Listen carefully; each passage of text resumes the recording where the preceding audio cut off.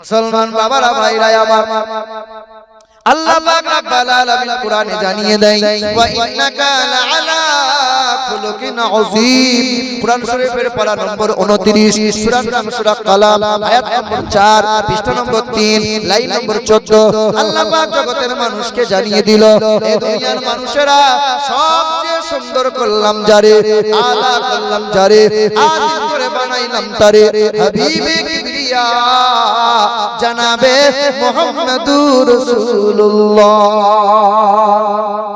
হিন্দুদের বেদেও এমন কথা বলা আছে। হিন্দু ভাইরা দেখবেন কালো চশমা পরে, তাই হয়তো তেমন দেখতে পাই না, কিন্তু চুনপুটি গুলো বড্ড লাফায়। কাতলা মাছ যত না লাফায়, পুঁটি মাছ তার চাইতে বেশি লাফায়। ঠিক না ভুল বলো? বামন পণ্ডিতেরাও তো ধর্ম নিয়ে লাফালাফি করে না। বেদে লেখা আছে আম সন্তা সরতি শতপতি মারমেহে সুন্দরম মঙ্গলম নরসংসা অততে সং ভবিষ্যতে মনংসবে সদা নিব বাসুদেবং গরঙ্গীতি পুণ্যকন্ধানি স্পর্শাম ইন্দ্রজোনা উপস্রোত নামে নরসংসা ভবিষ্যতে অন্ধাত্মা অন্ধকারে প্রবাসন্তি প্রবেশ করে ইয়া সম্মতি উপস্থিত। যারা মহান প্রতিপালকের আকৃতি তৈরি করে, ওই মূর্তির পূজা অর্চনা যারা করে, অন্ধকারে তারাই প্রবেশ করে। আর মহান প্রতিপালকের দরবার থেকে আসবেন একজন গুরু, তিনি হবেন জগৎ গুরু, যার চেহারা দিয়ে সুগন্ধ বার হবে। তিনি হবেন বিশ্বের প্রধান সেনাপতি, প্রধান বিচারপতি, অতি সুন্দর মহামানব, সুন্দর মঙ্গলাম মুহাম্মাদা। নবী মুহাম্মদ হলেন পৃথিবীর সবচাইতে সুন্দর মহামানব। ওই নবীর মতো এমন মহামানব পৃথিবীর জমিনে পাবে না। বেদেও লেখা আছে, দেখতে পাই না। দেখতে পাই, পণ্ডিতেরা জানে, কিন্তু অপরকে বলে না। বলে দিলে পায়ের তলায় মাটি আর থাকবে? মুসলমান বাবারা ভাইরা আমার, ও সোনামণি মা বোনেরা, আল্লাহ পাকের দুই ঘোষণা, এক হলো মুহাম্মাদুর রাসূলুল্লাহ, দ্বিতীয় হলো কালামুল্লাহ। এক হলো মুহাম্মাদুর রাসূলুল্লাহ, দ্বিতীয় হলো কালামুল্লাহ। এই দুটো সম্পদ তোমাদেরকে দিলাম, কখনো ছাড়বে না, কখনো ভুলে যাবে না। যদি ভুলে যাও, আমি আল্লাহ পাক রব্বুল আলামিন দরজার সামনে গজবটা নামিয়ে দেব। আদরের বিবি থাকবে, গায়ে হাত বোলাবে না, ছেলে থাকবে মনের মতো, আব্বা বলে চাইবে না। পাড়ার বন্ধু অনেক থাকবে, কাছে কেউ আসবে না। বড় বড় পুকুর হবে, মাছ দিবি মরে যাবে, পাঙাচি হবে, ব্যাঙ হবে, তাতে মাছ হবে না। বড় বড় গাছের বাগান হবে, ফল তাতে ধরবে না। আর খানচা ভরা খাবার থাকবে, খেতে মাল পাবে না। আমি আল্লাহ পাকের গজব নামিয়ে দেব, কোনো বেটা ঠেকাতে পারবে না। কুল ইন কানা আবাউকুম ওয়া আবনাউকুম ওয়া ইখওয়ানুকুম ওয়া আযওয়াজুকুম ওয়া আশীরাতুকুম ওয়া আমওয়ালুন ইকতারাফতুমুহা ওয়া তিজারাতুন তাকশাউনা কাসাদাহা ওয়া মাসাকিনু তারদাউনাহা আহাব্বা ইলাইকুম মিনাল্লাহি ওয়া রাসূলিহি। কোরআন শরীফের পারা নম্বর 10, পৃষ্ঠা নম্বর 9, আয়াত নম্বর 24। সন্ধ্যা হলে কাল সকালে কোরআন খুলে দেখে নিস। আল্লাহ পাক জগতের মানুষকে জানিয়ে দেয়, বাপ মাকে ভালোবাসো, অসুবিধা নাই। ছেলে মেয়েকে মহব্বত করো, তাতে অসুবিধা নাই। বিবিকে আদর করো, পণ্য আছে, সব আছে, অসুবিধা নাই। ব্যবসা করো, চাষ আবাদ করো, চাকরি বাকরি করো, বাড়ি গাড়ি করো, ব্যাংক ব্যালেন্স করো। আমি আল্লাহ কখনো মানা করি নাই, তবে আমি আল্লাহ পাকের ঘোষণা, আহাব্বা ইলাইকুম মিনাল্লাহি ওয়া রাসূলিহি। আমার রাসূলকে যেন ভুলে যাবি না, আমি আল্লাহকে যেন আহকামগুলো ভুলে যাবি না। বিবির মায়ায় পড়ে টাকা করতে গিয়ে, ব্যবসা বিজনেস করতে গিয়ে আমার নবীকে যখন ভুলে যাবি, আদরের বিবি থাকবে পাশে, গায়ে তেল পায়ে তেল আর দেবে না। স্বামী বলে আর বিবি কদর করবে না। এখানকার মা বোনরা তবু তো ভালো, স্বামীর গায়ে তেল পায়ে তেল দেয়, স্বামীর সেবা টেবা করে। আমাদের বর্ধমান ডিস্ট্রিক্টের মেয়েরা তো করে না। সারাদিন যদি মেহনত করে এসে বলে এক গ্লাস পানি দাও তো সালমার মা, বলে কলসিটা আছে ঢেলে খাও তো, দেবে না। এ মা বোনেরা, দয়ার নবী বলেন ওয়াল মারআতু ইযা সাল্লাত খামসাহা ওয়া সামাত সাহরাহা ওয়া হাসানাত ফারজাহা ওয়া আতাআত যাওজাহা ফালতাদখুল মিন আইয়ি আবওয়াবিল জান্নাতি শাআত। মহিলাদের বেশি কাজ করা লাগবে না, চার কাজ যদি করে, 5 ওয়াক্ত নামাজ পড়বে, রমজান মাসে রোজা রাখবে, স্বামীর কথা মতো চলবে, আর পর্দা সেলাই থাকবে, 4 গুণ ভালো হলে জান্নাতের 8টা দরজা আল্লাহ রাসূল বলছেন আল্লাহ তাদের জন্য খুলে দেবে। বলে সুবহানাল্লাহ। আল্লাহ পাক রব্বুল আলামিনের ঘোষণা, এক হলো মুহাম্মদুর রাসূলুল্লাহ, দ্বিতীয় হলো কালামুল্লাহ। এটা কোরআন। কোরআন যে কোরআন পড়লে সওয়াব পাওয়া যায়, যে কোরআনটা দেখলে সওয়াব পাওয়া যায়, যে কোরআনটা ছুঁইলে সওয়াব পাওয়া যায়, কালো হোক কিংবা ফর্সা, আরবি হোক কিংবা বিহারি, বাঙালি হোক কিংবা গুজরাটি, এই দলের হোক কিংবা ওই দলের, ছোট হোক কিংবা বড়, নারী হোক কিংবা পুরুষ, কোরআন পড়ো। কোরআন ছেলে মেয়েদের বুকে কোরআন তুলে দাও। এ মা বোনেরা ভাইরা, এই কোরআন পড়ে পীর দস্তগীর মুহিউদ্দিন আব্দুল কাদের জিলানী হয়ে গেল, এই কোরআন পড়ে খাজা বাবা খাজা মুঈনুদ্দিন হয়ে গেল, এই কোরআন পড়ে খাজা বাবুউদ্দিন নকশবন্দি হয়ে গেল, এই কোরআন পড়ে খাজা শেখ আহমদ শিরগান্দি হয়ে গেল, এই কোরআন পড়ে বাবা নিজামউদ্দিন আউলিয়া হয়ে গেল, এই কোরআন পড়ে বাবা কুতুবউদ্দিন বখতিয়ার হয়ে গেল, এই কোরআন পড়ে কত জামানার ওলি আউলিয়া হয়ে গেল। এই কোরআনের সঙ্গে বিয়াদবি করে কত মানুষ ধ্বংস হলো। পৃথিবীর দুশমনেরা যদি এই কোরআনকে বস্তায় ভরে আর নদীতে যদি ভাসিয়ে ভাসিয়ে দেয়, পৃথিবী থেকে কোরআন হারিয়ে যাবে। বলেন হারিয়ে যাবে। পৃথিবীর সব কোরআন যদি এক কাছে জড়ো করা হয় আর আগুনে পুড়িয়ে দেওয়া হয়, কোরআন পৃথিবী থেকে হারিয়ে যাবে। কোন এক কবি বলেন, যদি আগুন লেগে ধ্বংস হয়, যদি আগুন লেগে ধ্বংস হয় পৃথিবীর সব বইয়ের দোকান, বিশ্ব থেকে হারাবে না পবিত্র কোরআন। বলো কেমন করে করবে ধ্বংস, বলো কেমন করে করবে ধ্বংস তোমার আগুনের তেজ, আর বিশ্বে ভরা লক্ষ লক্ষ আছে কোরআনের হাফেজ। আবার ছাপাবে তারা, আবার ছাপাবে তারা আসমানি গ্রন্থ, বাঁচাবে ইসলামের ঈমান, আর বিশ্ব থেকে হারাবে না পবিত্র কোরআন। তবে কোরআনের সঙ্গে অনেকেই বিয়াদবি করেছিল, কোরআনকে মুছে দিতে চেয়েছিল, কোরআনের ভুলবার করতে চেয়েছিল। ওই আমেরিকা দেশের বিখ্যাত একজন মহিলা, বিখ্যাত লেখিকা ছিল, ওই মহিলার নাম ছিল লরেন বুথ।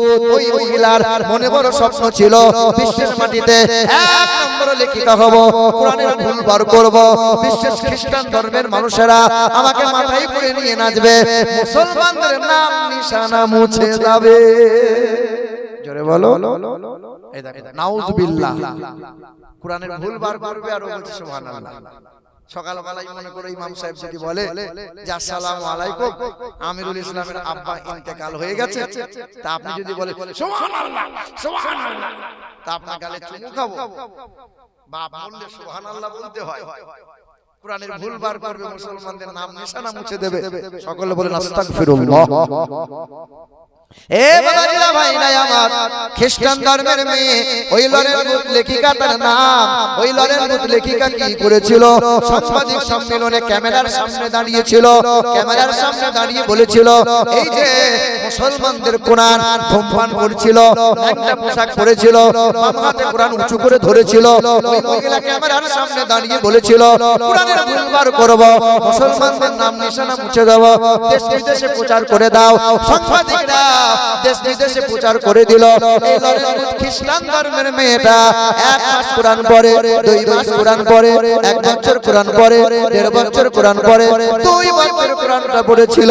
2 বছর কোরআনটা পড়ে নেওয়ার পর আজকে মাথায় কাপড় দিয়েছিল, হিজাবটা পড়েছিল, পর্দাশীলা হয়েছিল, কোরআনটা বুকে নিয়ে 2 বছর পরে ক্যামেরার সামনে দাঁড়িয়ে গিয়েছিল।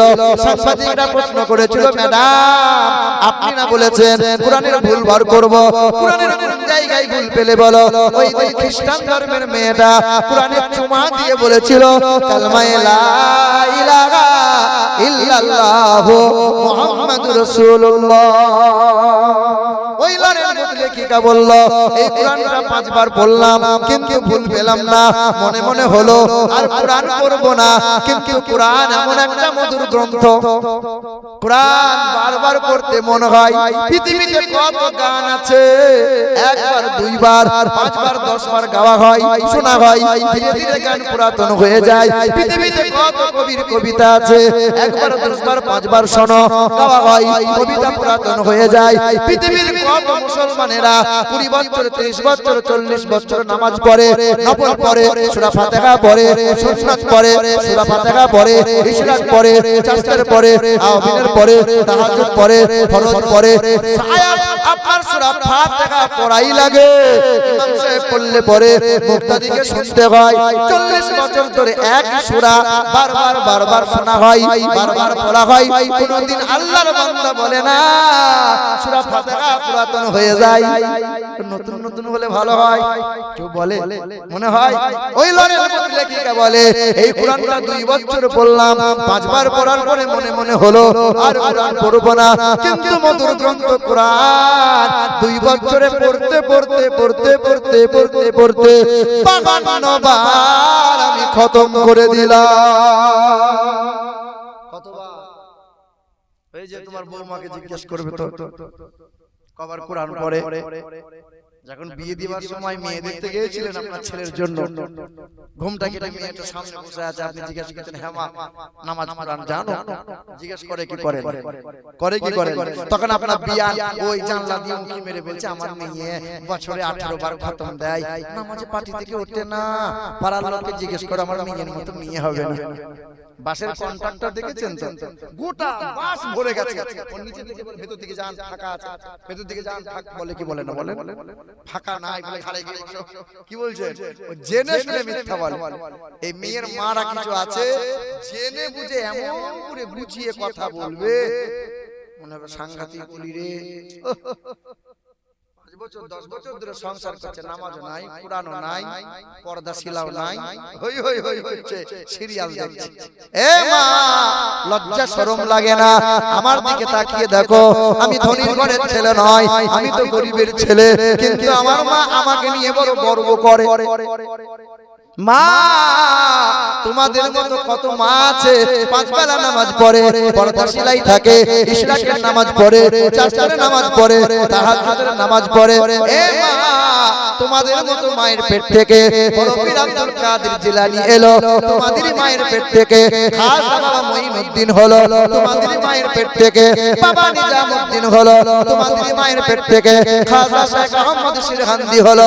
এ মা তোমার কি মন চাই না আমি একটা সন্তান তৈরি করব, আমিনুল ইসলামের মতো তৈরি হবে না? মা আপনাকে মৌলবি বানাতে হবে না, হাফেজ বানাতে হবে না, তোমার ছেলেকে ইংলিশ মিডিয়ামে পড়াও, তোমার ছেলেকে মিশনে পড়াও, যা ইচ্ছা যেখানে ইচ্ছা পড়াও, তবে হ্যাঁ তোমার ছেলে ডাক্তার হবে, তোমার ছেলে মাস্টার হবে, তোমার ছেলে পুলিশ হবে, তোমার ছেলে আর্মি হবে, আলহামদুলিল্লাহ হোক। তবে তোমার ছেলেটা যেন বিয়াদব না হয়, তোমার ছেলেটা যেন বিয়াদব না হয়।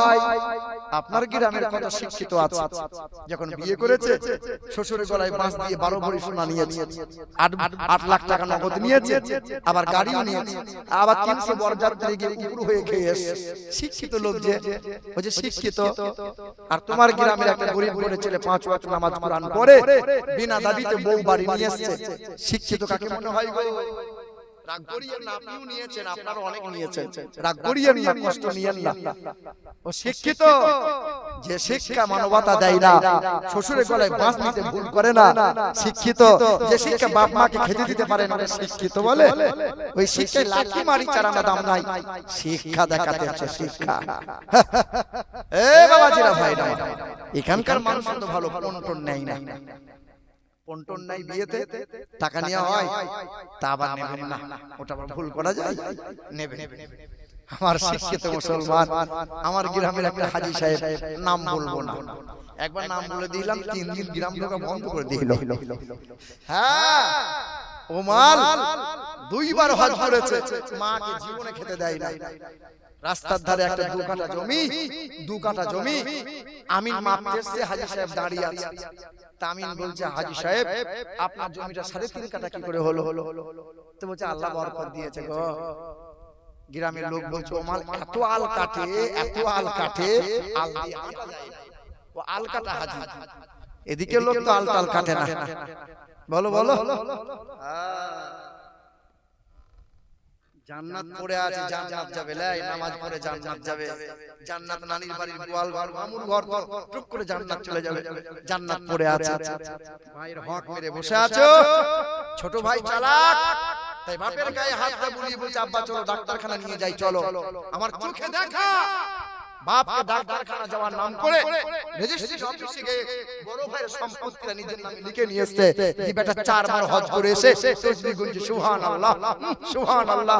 ফেরেশতা বলছে, আয় ছিলা করে ছিল বুঝি একবার আয়। তো সুবহানাল্লাহ বার করো। কি বলছেন বলেন? হক মারা ব্যক্তির জন্য জান্নাত নাই।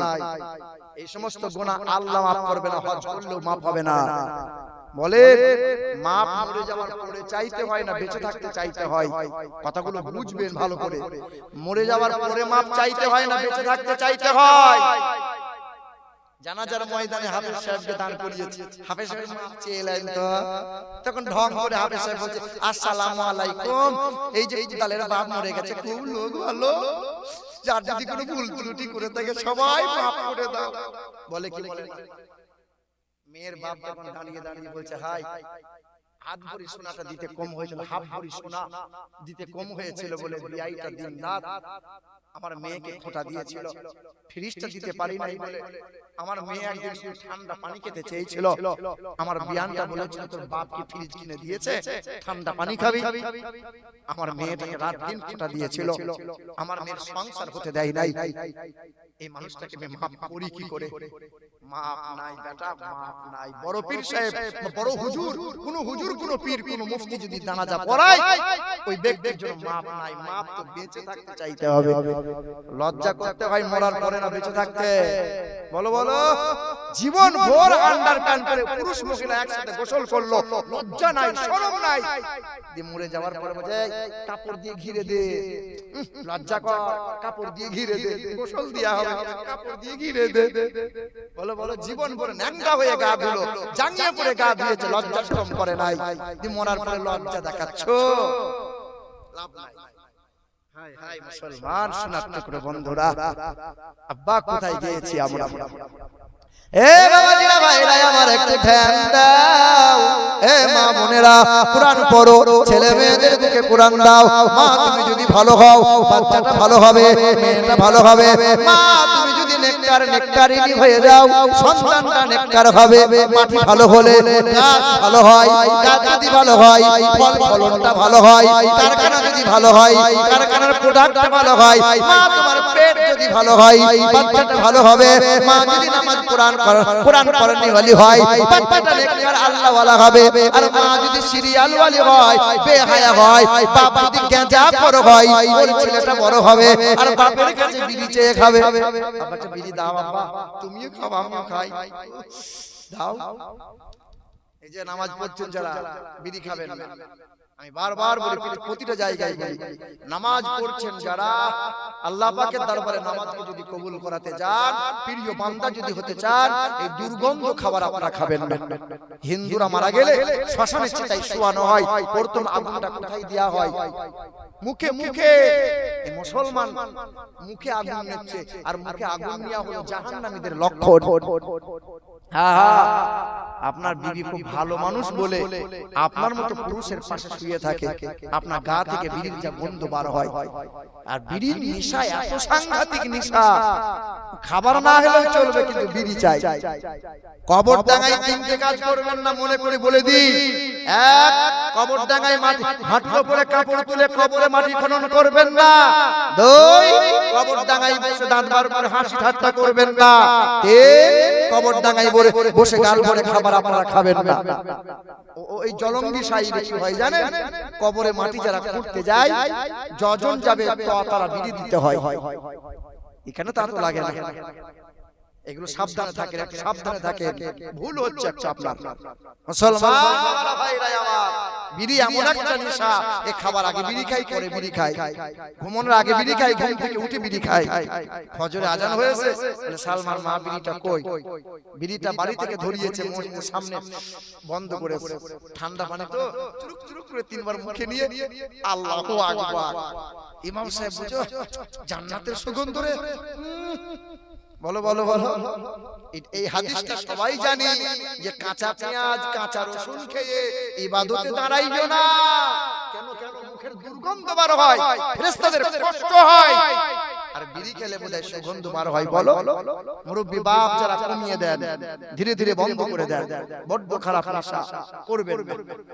ওই লরেন্স লেখিকা খ্রিস্টান ধর্মের মেয়েটা বলল, আমি 2 বছরে 52 বার কোরআনটা তেলাওয়াত করলাম। তবে এই কোরআনে 540টা রুকু আছে, 114টা সূরা আছে, 30টা পারা আছে, 86430টা বাক্য আছে। এই কোরআনে 3,23,671টা অক্ষর আছে। কোরআনটা বললাম, পৃথিবীর জমিনে কোরআনটা পড়ে নবীকে চিনতে পারলাম, নবীর আদর্শ সম্পর্কে অবগত হলাম। কোরআনের মতো এমন ধর্মগ্রন্থ পৃথিবীতে আর দ্বিতীয় হবে না। আর নবীর মতো মহান নেতা পৃথিবীতে আর কখনো কেউ পাবে না। বলো সুবহানাল্লাহ। এ মুসলমান বাবারা ভাইরা আমার, কথাই কথাই মনে পড়ে যায়, কথাই কথা মনে পড়ে যায়। উত্তর ভারতের মথুরার বৃন্দাবনে বিখ্যাত একটা মন্দির আছে, 300 বিঘা জমির মধ্যখানে দাঁড় করানো। ওই মন্দিরের নাম ছিল দেবাশীর মন্দির। ওই মন্দিরে পূজারী হয়েছিলেন তিনি ডক্টর শামসুদ্দিন সরোজি, যিনি অক্সফোর্ড বিশ্ববিদ্যালয় থেকে 12টা ভাষায় এমএ করেছিলেন। তিনি ডক্টরেট করলেন। তিনি বাবার নাম ছিল মহন্তঙ্কতম দাসুদাস, মায়ের নাম ছিল ভানুমতি কর, দেবীর নাম ছিল শ্রদ্ধা দেবী। যে মানুষটা একদিন পূজা করলে পরে লাখ লাখ টাকা রোজগার হয়, ওই ব্রাহ্মণ মানুষটা হিন্দু সমাজের মানুষরা তাকে ভগবান বলে সম্মান করত, ভগবান বলে প্রণাম করত। কিন্তু হিন্দু সমাজের মানুষের সামনে ওই ব্রাহ্মণ মানুষটা কোরআনটা নিয়েছিল, কোরআনটা ছিঁড়েছিল, হিন্দু মানুষেরা বাহবা দিয়েছিল। মুসলমানদের কলিজায় আঘাত হলো। কোরআন ছিঁড়েছিল, কোরআনের সঙ্গে বিয়াদবি করলে আমাদের কষ্ট হবে না? নবীজির সামনে কেউ যদি বিয়াদবি করে কষ্ট হবে না? 1828 সাল ছিল, তখন বাংলাদেশ, ভারত, পাকিস্তান এক ছিল। ওই সময় একটা বেঈমান, তার নাম রাজপাল ছিল। সে আমার নবীর চরিত্র নিয়ে একটা বই লিখেছিল। বইটার নাম দিয়েছিল রঙ্গিলা রসুল। বইটাই লিখেছিল নবী লম্পট, নবী চরিত্রহীন। যারা বলে নাউজুবিল্লাহ। সবাই থমকে ছিল। গরিব ঘরের ছেলে, 19 বছর বয়স, নাম তার ইলমুদ্দিন ছিল, কাঠ মিস্ত্রি ছিল। মা বলেছিল, খোকা একবার বাজার যা না বাবা, সবজি টবজি নিয়ে আই বাবা। ইলমুদ্দিন হাতে টাকা দিয়েছে, গরিব মানুষ, মা দিয়েছে। থলি ব্যাগ নিয়ে বাজারে গিয়ে দেখছে বই বিক্রি হচ্ছে রঙ্গিলা রসুল। বইটা কিনে নিয়ে আসার পরে রাতের বেলায় যখন পড়ে, চোখের পানিতে বুক ভেসে যায়। মাকে বলে, মা আমার নবীকে চরিত্রহীন বলে, আমার নবীকে লম্পট বলে, আমার নবীকে কত রকম গালমন্দ করেছে। মা সবচেয়ে মহব্বত করব কারে? মা বলছে, খোকা জান মাল মা বাপ সবার অধিক মহব্বত করো। মুমিন যদি হতে চাও নবী মুহাম্মদুর রাসূলুল্লাহ। মায়ের প্রথমে চুমা দিয়ে বড় একটা ভুজালি নিয়ে রাজপালের দরজার সামনে বলে, রাজপাল বেরিয়ে আয়। তখন শত মানুষের সামনে রাজপালের বুকের মধ্যে ভুজালি ভরে দিল। রাজপাল লটকে পড়ে গেল, হাত দুটো তুলে দিল। পুলিশ প্রশাসন গ্রেফতার করে জেলে বন্দী করে দিল। আশিকে রাসূল ছিল এই নওজোয়ান। এ নওজোয়ান তোমাদের রাত কাটে হেডফোনে হিন্দি গান শুনে, কিন্তু এই নওজোয়ানটা রাত কাটে নবীর শানে দরুদ পড়তে পড়তে রাত কাটে। এ নওজোয়ান যুবকেরা, ইসলামের সবচেয়ে অবদান তোমাদের বেশি। কমিটি ছেলের নওজোয়ান যারা, তোমাদের শুনে রেখে দাও, ইসলামের সবচেয়ে অবদান যুবকদের বেশি। রক্ত দিয়েছিল কারা? জীবন দিয়েছিল কারা? বেশিরভাগ নওজোয়ান ছিল তারা। কোরআনকে জিন্দা রেখেছে কারা? বেশিরভাগ নওজোয়ান যুবক তারা। নবীর সুন্নাতকে জিন্দা করেছে যারা, নবীর মুহাম্মদকে জিন্দা রেখেছে যারা। নওজোয়ান অধিকাংশ ছিল তারা, হে নওজোয়ান যুবকেরা, ইলমুদ্দিন গ্রেফতার হয়ে গেল, জেলে বন্দী করে দিল। কিছুদিন পরে আদালতে উঠানো হলো। জজ জিজ্ঞাসা করছিল, এই ইলমুদ্দিন কেন তুমি হত্যা করলে বলো? ইলমুদ্দিন বলেছিল নবীর চরিত্রের সামনে যে বিয়াদবি করবে পৃথিবীতে বেঁচে থাকার তার কোনো অধিকার নাই, স্বেচ্ছায় পৃথিবী থেকে সরিয়ে দিয়েছি আমি। ইলমুদ্দিনের সাহসিকতা দেখে জজ কলম চালিয়ে দিল, ফাঁসির অর্ডার দিয়ে দিল। ইলমুদ্দিনের ফাঁসি হবে। হাজার হাজার মুসলমানদের কলিজায় আঘাত হয়ে গেল। ইলমুদ্দিন পৃথিবী থেকে বিদায় হয়ে যাবে। কত মানুষ চেষ্টা করলো, কিন্তু ইলমুদ্দিনের ফাঁসি হবে, কেউ রুখতে পারে না।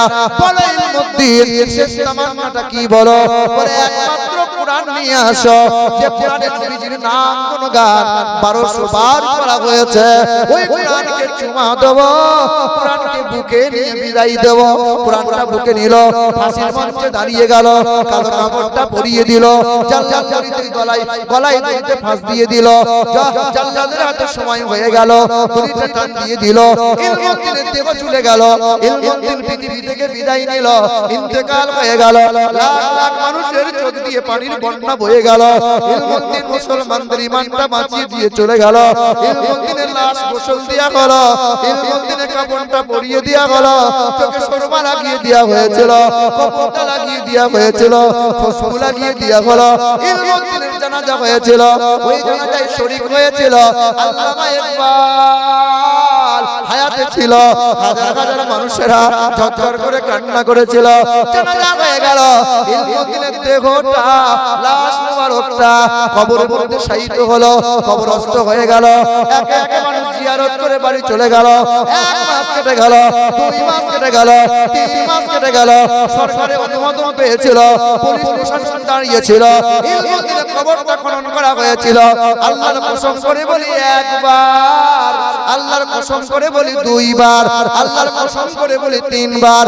3 মাস পরে যখন লাশ তোলা হয়, যেমনকার কাফন ছিল তেমনই রয়ে যায়। চামড়া খসে নাই, লম্বা পড়ে নাই, চামড়া দেহটা ফুলে যায় নাই। খুশবু যেমন ছিল আজও চেহারা থেকে তেমনই খুশবুদার হয়। নবীর আশিক ছিল, নওজোয়ান ছিল। 3 মাস কবরে আছে, কাফনে ময়লা হয় না, লোমগুলোও পড়ে নাই, চামড়াগুলোও খসে নাই, দেহটাও ফুলে যায় নাই। আল্লাহ বলেন, ওয়ালা তাহসাবান্নাল্লাযীনা কুতিলু ফি সাবিলিল্লাহি আমওয়াতা, মরে নাই, জিন্দা আছে। আমি তুমি মারা যাব, 6 দিন পরে নখ খসবে, 9 দিনে চুলগুলো সব খসে যাবে, 17 দিনে পেটটা ফেটে যাবে। 6 দিন পরে নখ খসে যাবে, 9 দিন পরে চুল, 6 দিন পরে নখ খসে যাবে, 9 দিন পরে চুল। কবর গাগের সামান নিতে কইরো না কেউ ভুল। কবর জায়গা ভালো নয়, কবর জায়গা ভালো নয়।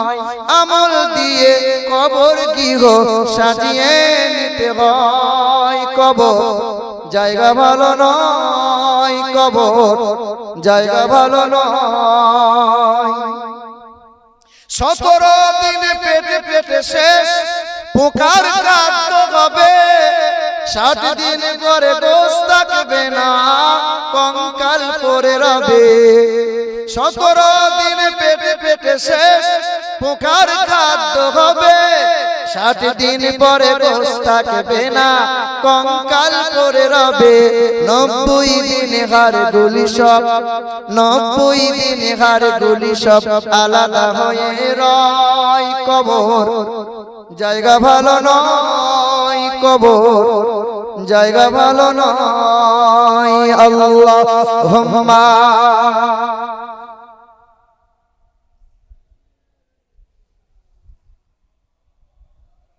মুহাম্মাদ ওয়া আলা আলি সাইয়্যিদিনা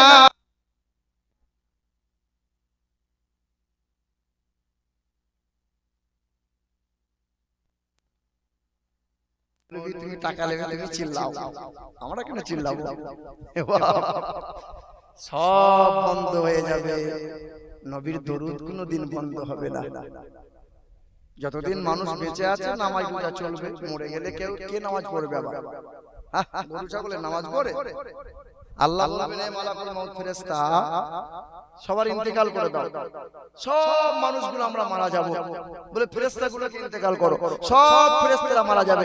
বলে কে বাকি আছে? আর তখন ইসরাইল ফেরেশতা বলবে আল্লাহ আমরা 4 ফেরেশতা বাকি আছি, জিবরাইল ফেরেশতা, মিকাইল ফেরেশতা, ইসরাফিল ফেরেশতা আর আমি ইসরাইল ফেরেশতা।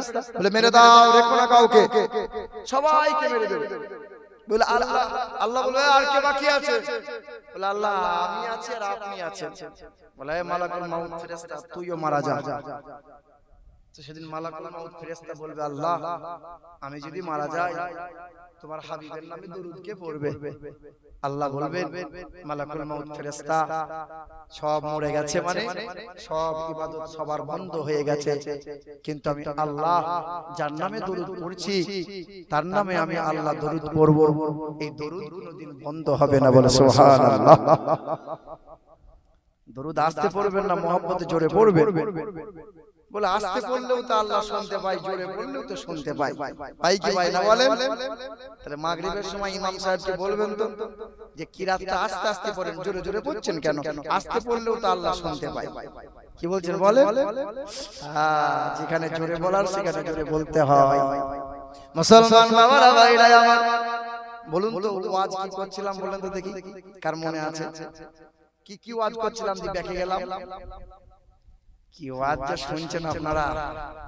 এ বাবাজিরা ভাইরা আমার, একটু ব্যাকে গিয়েছিলাম মেন লাইন থেকে।